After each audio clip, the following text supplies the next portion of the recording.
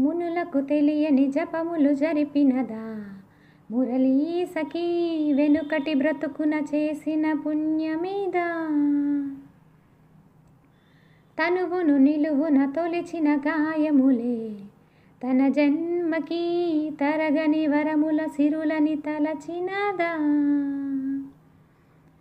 కృష్ణ నిన్ను చేరింది అష్టాక్షరిగా మారింది ఇలా ఎంత పెన్నిది వెదురు తాను పొందింది వేణుమాధవాని సన్నిధి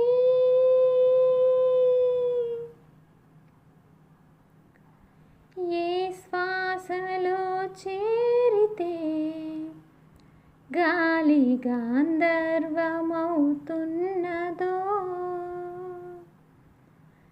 ఏ మోవిపై వాలితే మౌనమే మంత్రమవుతున్నదో ఆ శ్వాసలో లీనమై ఆ మోవిపై నే మౌనమై నిన్ను చేరని మాధవా